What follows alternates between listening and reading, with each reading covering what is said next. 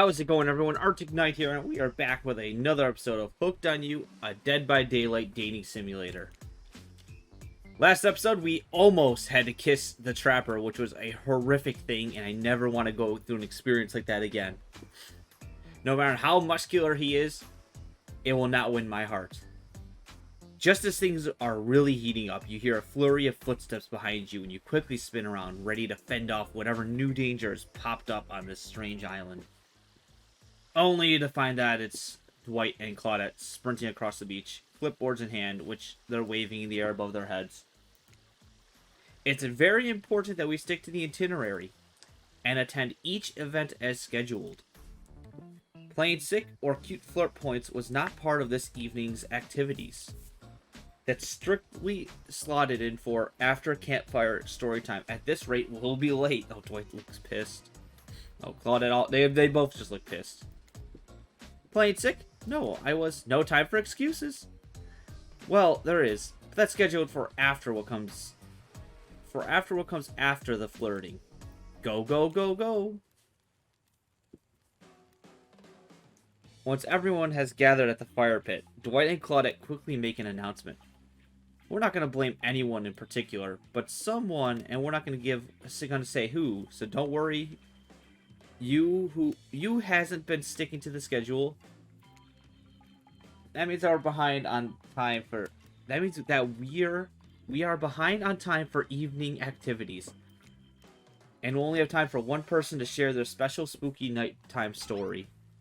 Just one story, but story time is my favorite activity. This is a narrative-heavy experience. Oh, Wraith looks a little sad. You're telling us only one person gets to share? How will we decide who? Oh great, we have to decide as a group? That never goes well. Whoever did this, step up now. I swear I won't be angry. I'll merely chop your head clean off. No fuss, no muss. Voice trembling, you realize this is probably it for you, but you embrace your fate. Sorry everyone. I think they're talking about me. To be honest, I still don't understand how this whole schedule thing works. I guess I lost track of time while I was passed out. Been there before. Even though it's taken some pressure off of me, which is an absolute dream come true. Is it really fair to pick on the newbie? No, yeah, don't pick up on me.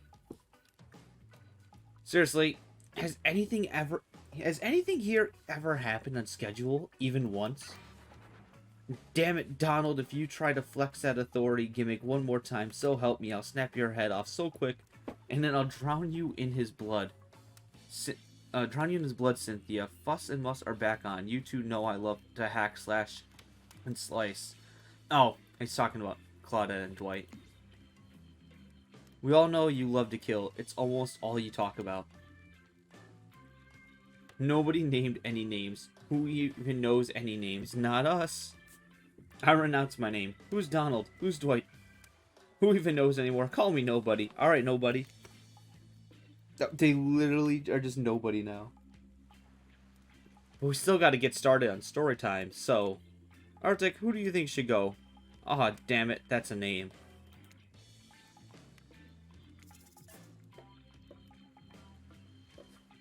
While I would love to hear spirits, I feel like it'd just be... depressing. So we're gonna go with Wraiths. I choose you, Wraith. Whoa, this entire experience is being carefully crafted to avoid an IP infringement lawsuit. Let's be careful with the catchphrases, will ya? Life is scary enough as is, that's true. Scary stories, don't need them. I just have to deal with regular life, and there we go. You literally carry around a skull and a spine as your little prop. As the other killers laugh, Wraith holds his skull and gazes into its hollow, dark eye sockets. If you're looking for something Shakespearean in this story, look elsewhere. This is a tale of madness, of staring at the soul of death and never returning. Once upon a time, a young man worked at a junkyard. The man was quiet, kept to himself, just wanted to avoid trouble.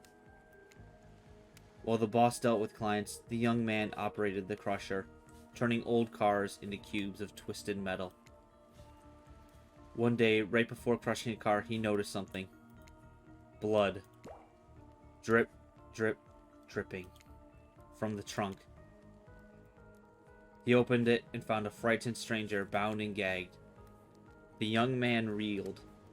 Was he about to accidentally murder the stranger? How could this have happened? He freed the stranger, who ran off into the waiting arms of the boss, the owner of the junkyard. Before a shaken employee could tell him about the mistake they had nearly made, the boss took out a knife and swiftly slit the stranger's throat. The young man fell to his knees, unable to comprehend what was happening as he stared at the ground, too shocked to cry. The boss approached him. What did you do? He asked the boss. I did your job for you. What do you mean? That's not my job. My job is to crush the cars. The boss let out a miserable scoff, his face contorting in evil disdain for the pathetic wretch in front of him. Why do you think we're crushing these cars? To save space? Who do you think my clients are? I don't know, mumbled the young man. Yes, you do, screamed the boss. Deep down, you've always known what was happening here. You just didn't want to admit it to yourself. Your hands aren't clean. My clients give me money, and I take care of their problems, eliminate their witnesses, tie up their loose ends. Or actually, you do. No, the young man whimpered as the boss towered above him. Yes, you're nothing more than an executioner, and you've reaped hundreds of souls. The young man's body shook with soft spasms as he tried to stop crying. It was when the boss started laughing that it happened. Something in the young man changed. He stood up, now taller than the boss. A faint glimmer of fear overtook the snarl on the older man's face. The young man's face was empty. Empty as he grabbed the boss's throat and dragged him to the car in the crusher. Empty as he picked up the boss and stuffed him inside. Empty as he slammed the trunk down on him, its stupid fat head sticking out, begging for mercy. Empty as he started the machine, staring at the boss and its sniveling, crying, wet face. Empty as he grabbed the boss's head, dug his fingers in farther, piercing the skin. Empty as he squeezed and pulled, empty as he heard bones popping and snapping. But when the boss's head, still attached to his spine, pulled clearly out of its disgusting sack of a body, he smiled. Wraith stares back into the eye sockets of his skull. It doesn't matter how good you are, how innocent, how kind, how full of love you once were. When you look into the eyes of evil, you will surely go mad. So were they all just gonna be the stories of their on how they became who they are? If so, I would have gone with the spirit then. Oh well. An awkward silence falls upon the room until...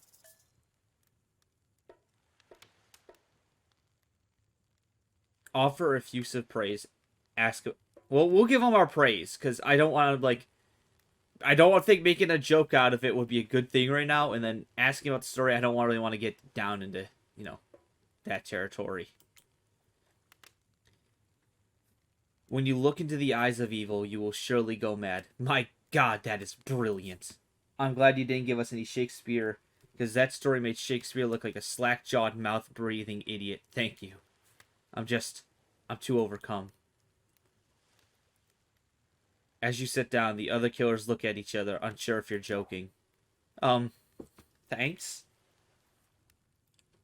Wraith, on the other hand, is absolutely sure you're joking. No, I don't think... I wasn't joking. I actually meant it was a really good story. On that note, everyone decided it's time to take a break and split up for a little bit so they can all have a moment alone before bed. Everyone leaves and you're alone by the fire. The only thing you hear is the ocean slowly lapping against the shores and probably muttering evil cantations. This is nice. A true moment of peace and tranquility that lasts for all of 7 seconds before Trickster shows up and he's blaring his latest song. Hey, baby, you look lonely. Mind if I join you? Oh, No, no, no, no. Yeah, you could join me. I don't mind. He doesn't wait for an answer.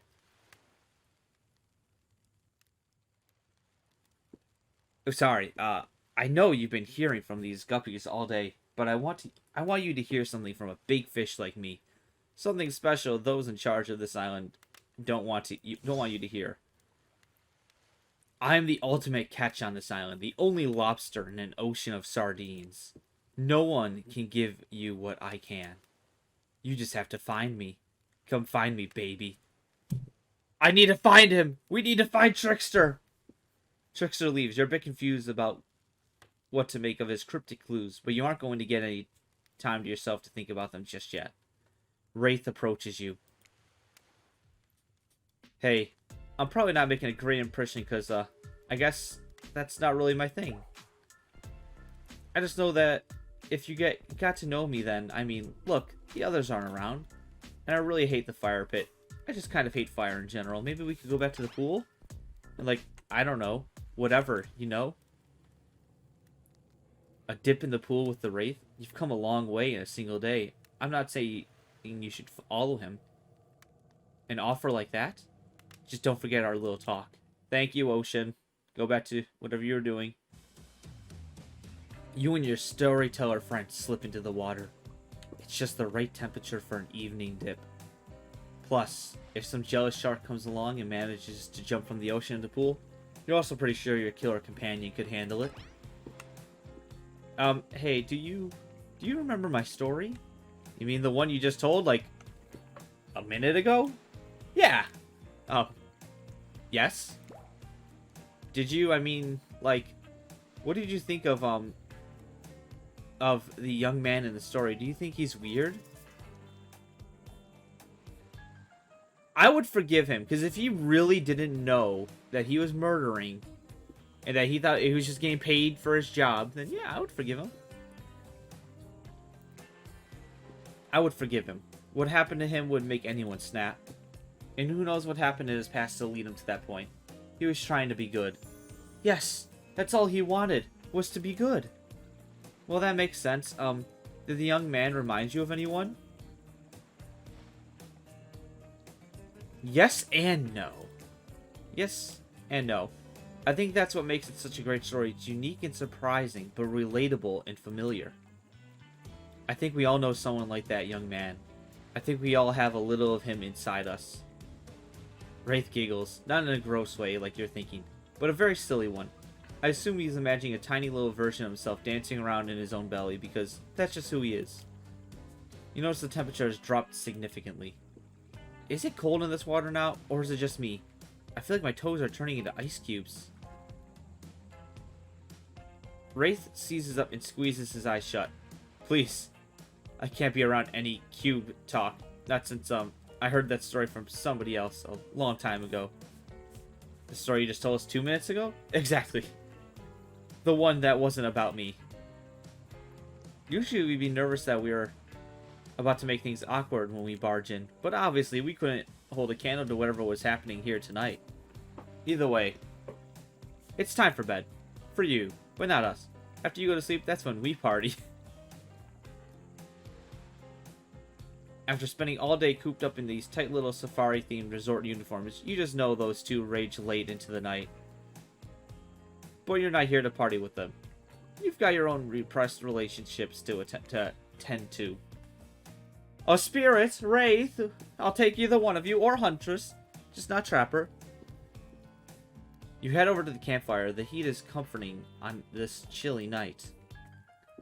Looking into the crackling embers, you think about Wraith's story about the young man who found out he was part of a sinister plot. What don't you know about your current situation? Is it something that will terrify you? Something that will make you snap? What if you look into the eyes of evil, and what if you like it? Before you can dwell too much on your fate, Claudette and Dwight arrive. Their now familiar creepy smile starts you from ear to ear. It's a bit menacing to see a smile like that, lit by firelight. We must apologize for the accommodations. We weren't prepared for another guest, but we're gonna make you comfortable, or die trying. They hand over a pillow and blanket and welcome you to snuggle up by the fire. Perhaps some music will put you at ease. Trickster, we need some music. Just try to keep the volume to a minimum. Our other guests aren't the types you'll want to rob of their beauty sleep. Ready? Here we go. As you relax and look into the fire, the radio begins to fuzz and flicker. You examine it and decide that you might adjust the dial to fix it. Oh.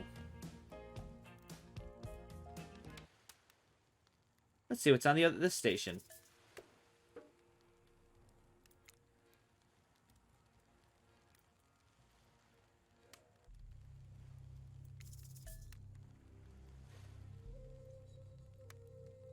Oh, I like this.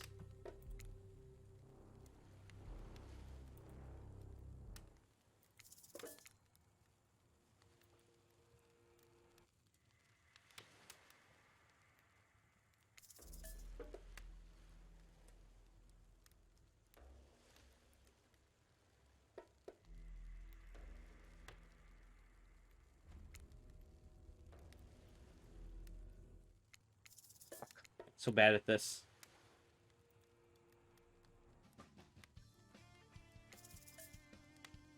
Ooh, yeah.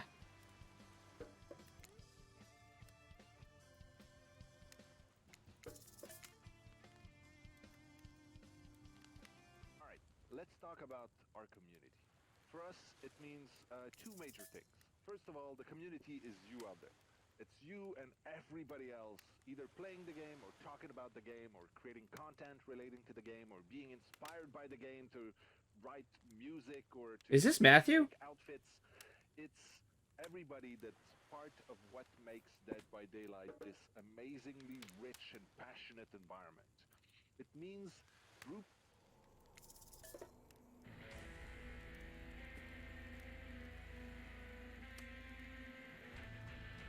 Oh. Yeah.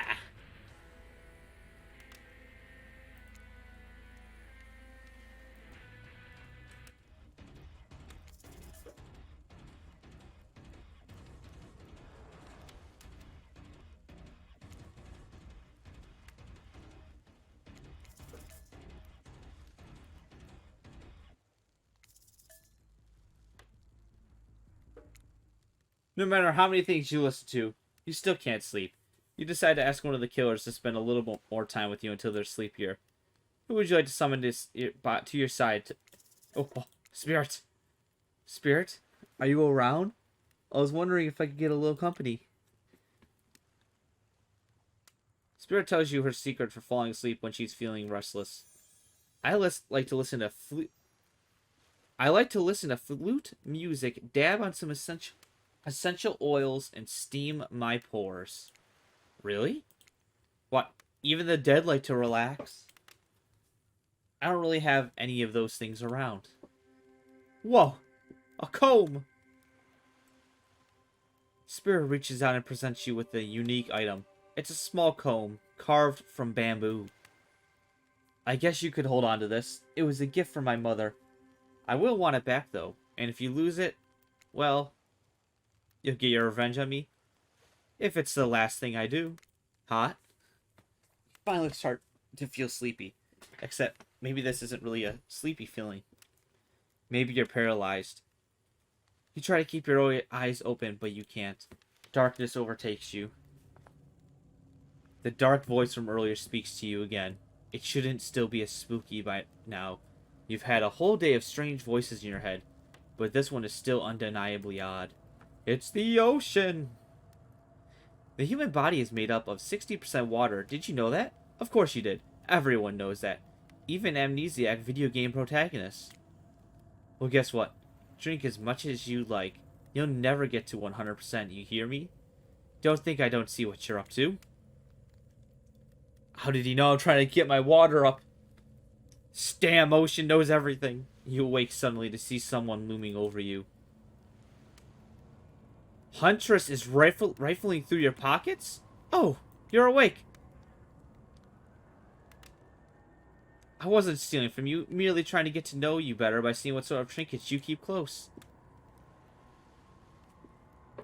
I saw you with the spirit right before bedtime. Look, I'm not saying I don't trust them, but, well, yes, I am saying that. I don't trust anyone. I don't really have tied up. So I was making sure they didn't do anything fishy. And I was making sure you're not a soldier. Soldiers killed my father, you know.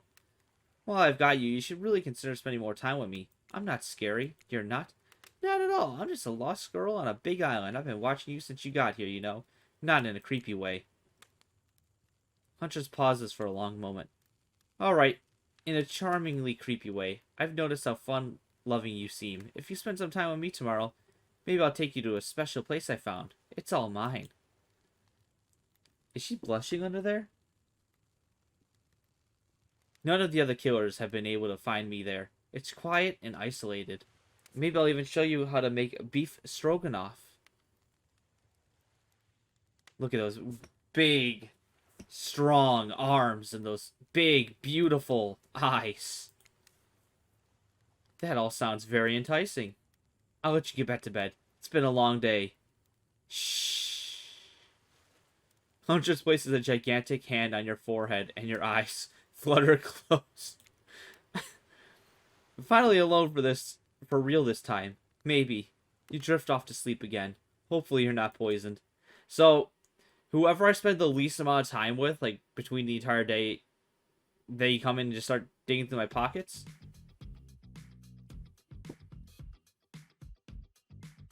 Wait a second. Where are we? This isn't... Oh, jeez.